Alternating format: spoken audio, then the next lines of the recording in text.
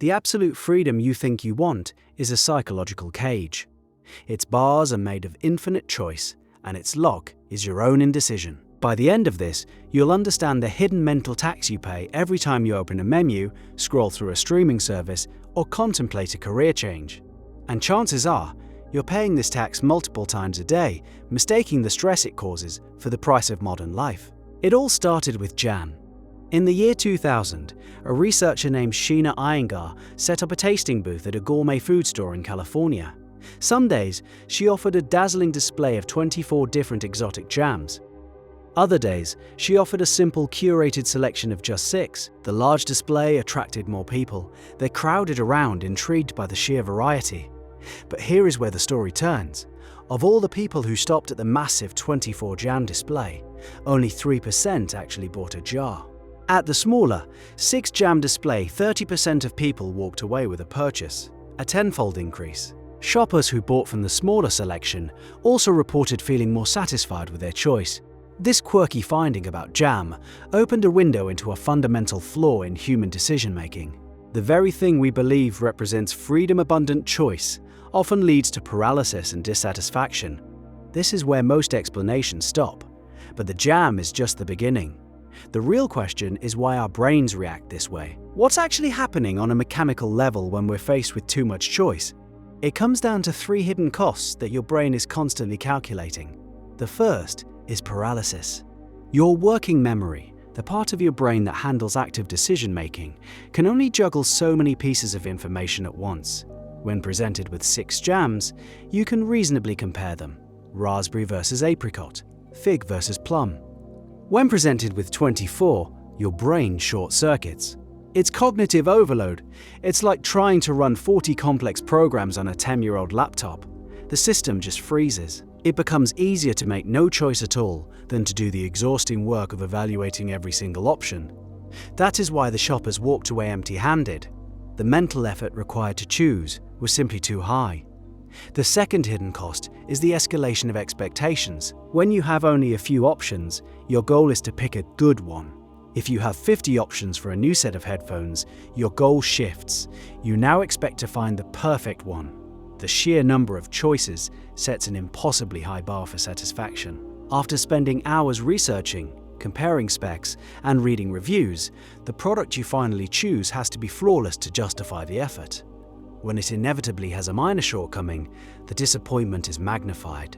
You compare the reality of what you bought to the idealized perfection you imagined was possible with so many choices. The result is that even an objectively good choice can feel like a failure.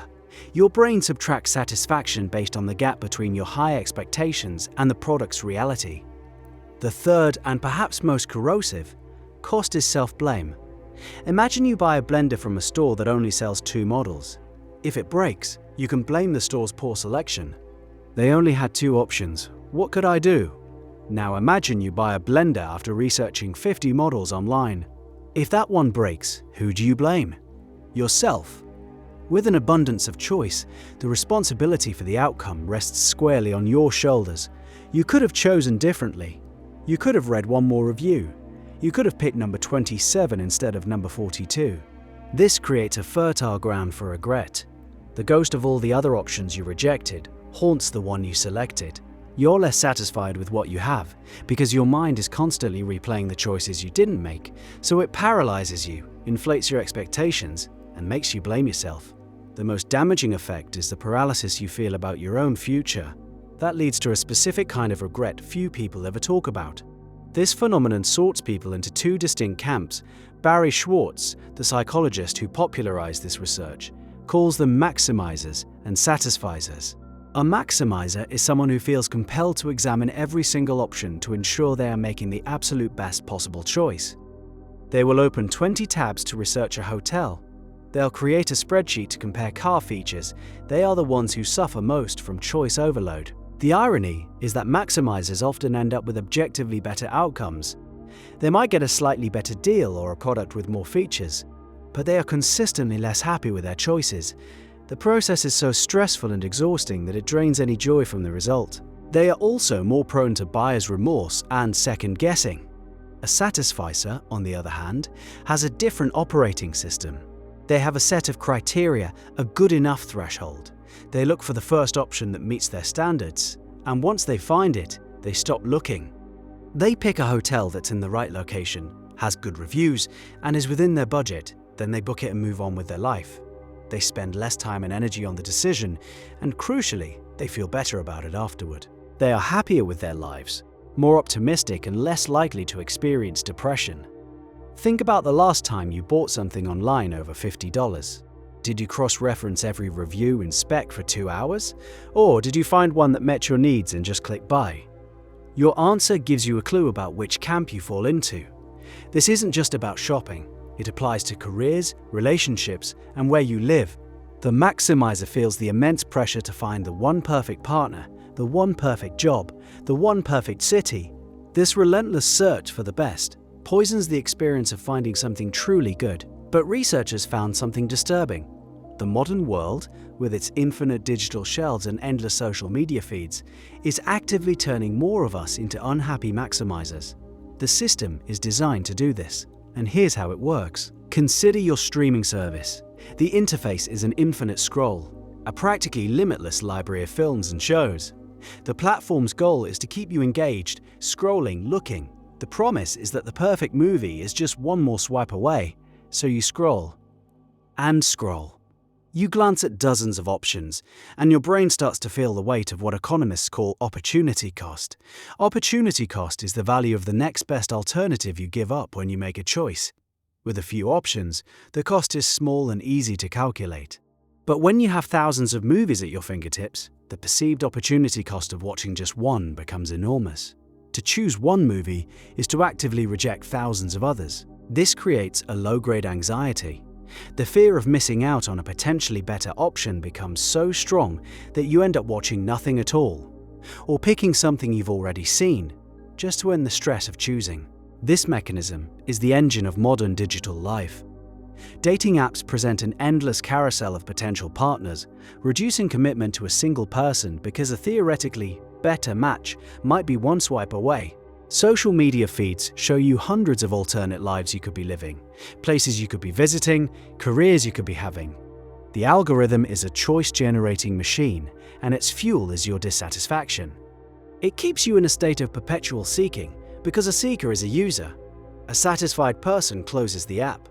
The illusion of infinite choice is a cage designed to keep you inside, constantly comparing, constantly swiping, constantly wondering if you made the right choice. We are being systematically trained to be maximizers, and we're paying the psychological price in anxiety, regret, and a quiet, persistent sense of dissatisfaction. So we're being programmed into a state of constant dissatisfaction. But there is a way out. It involves a strategy that feels completely backward in a world that tells you to keep your options open. It requires a form of deliberate limitation. The solution is to artificially reduce your own choices. You have to build your own fences. One powerful tool for this is creating arbitrary rules. When choosing a restaurant, decide beforehand, I will only look at the first 5 listings on the map, or I will only consider places within a 10-minute walk. This isn't about finding the objectively best restaurant in the city. It's about finding a good dinner without spending 45 minutes in a spiral of indecision. You are offloading the cognitive burden onto a simple rule you created. You're choosing your constraints.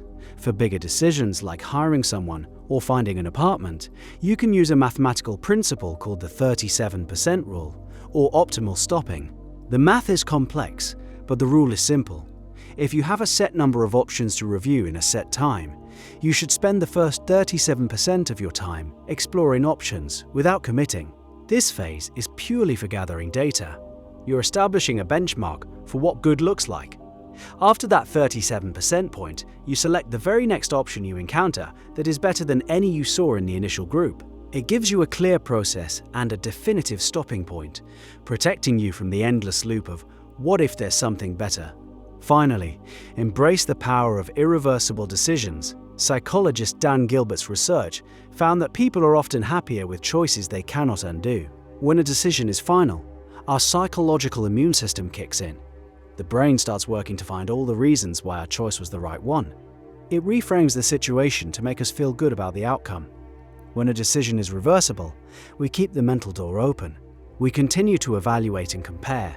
preventing our brain from doing the satisfying work of rationalization. Removing the escape hatch forces you to commit. It shuts down the endless what-if scenarios and allows you to finally be present with the choice you've made. Freedom isn't having an infinite menu. That's a trap. True freedom is having the wisdom to write your own, much shorter one, and then enjoying your meal. The ballot box is open. It has been open this whole time. The real skill is to stop counting the ballots and start living with the results. And the same impulse to optimize every choice explains why chasing happiness directly so often makes you miserable, which is a different kind of paradox entirely.